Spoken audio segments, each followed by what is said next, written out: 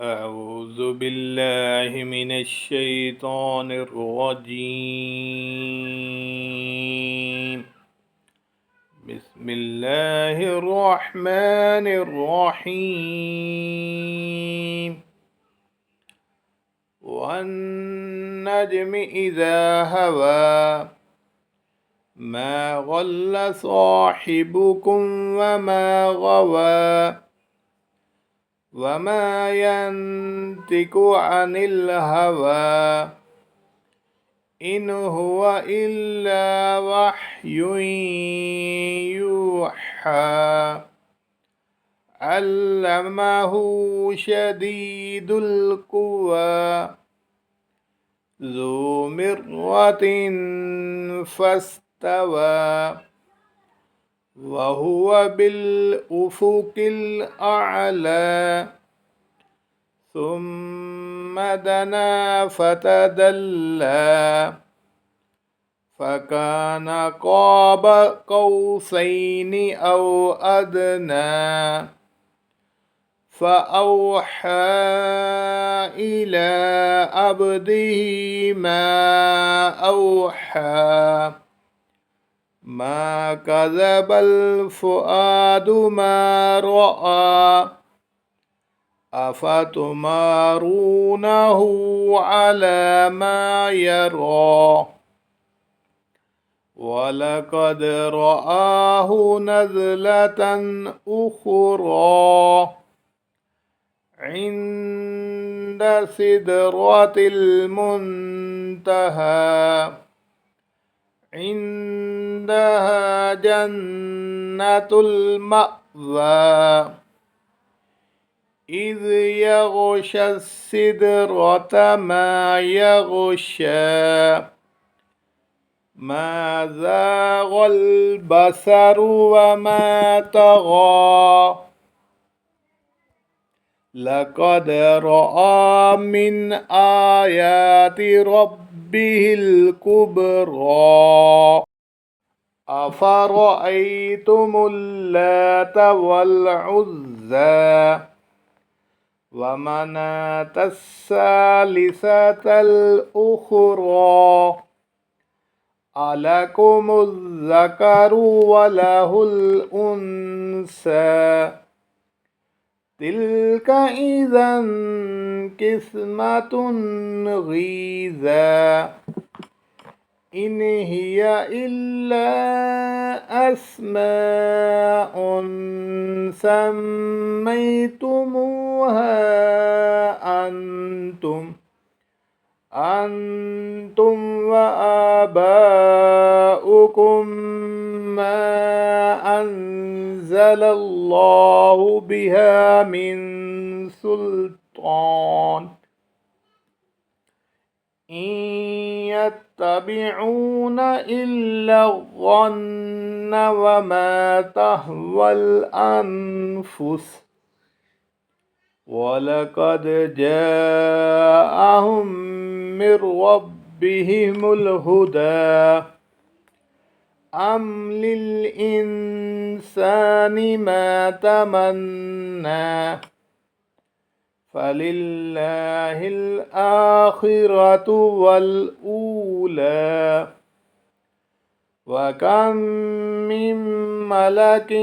في السماوات لا تغني شفاعتهم شيئا إلا من بعد أن يأذن الله لمن يشاء ويرضى إن الذين لا يؤمنون بالآخرة ليسمون الملائكة تسمية الأنثى وما لهم به من علم إن يتبعون إلا الظن وإن الظن لا يغني من الحق شيئا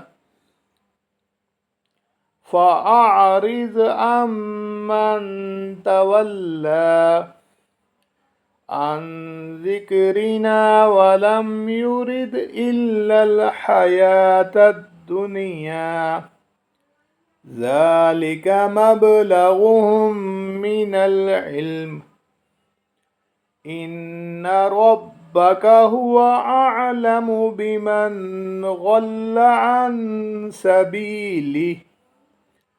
عن سبيله وهو أعلم بمن اهتدى ولله ما في السماوات وما في الأرض ليجزي الذين أساءوا بما عملوا ويجزي الذين أحسنوا بالحسنى الذين يجتنبون كبائر الإثم والفواحش إلا اللمم إن ربك واسع المغفرة هو أعلم بكم إذ أنشأكم من الأرض وإذ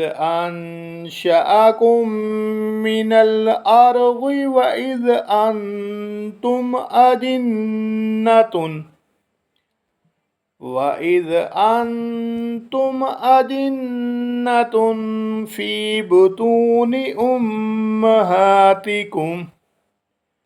فلا تزكوا أنفسكم هو أعلم بمن اتقى أفرأيت الذي تولى وأعطى قليلا وأكدى عنده علم الغيب فهو يرى أم لم ينبأ بما في صحف موسى وإبراهيم الذي وفى ألا تزر وازرة وزر أخرى وأن ليس للإنسان إلا ما سعى وأن سعيه سوف يرى ثم يجزاه الجزاء الأوفى وأن إلى ربك المنتهى وأنه هو أضحك وأبقى وأنه هو أمات وأحيا وأنه خلق الزوجين الذكر والأنثى من نطفة إذا تمنى وأن عليه النشأة الأخرى وأنه هو أغنى وأقنى وأنه هو رب الشعرى وأنه أهلك آدًا الأولى وثمود فما أبقى وقوم نوح من قبل إنهم كانوا هم أظلم وأطغى والمؤتفكة أهوى فغشاها ما غشى فبأي آلاء ربك تتمارى هذا نذير من النذر الأولى آزفت الآزفة ليس لها من دون الله كاشفة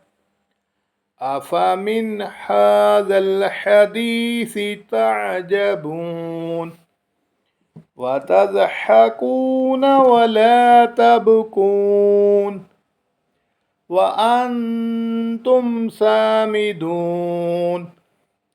فاسجدوا لله واعبدوا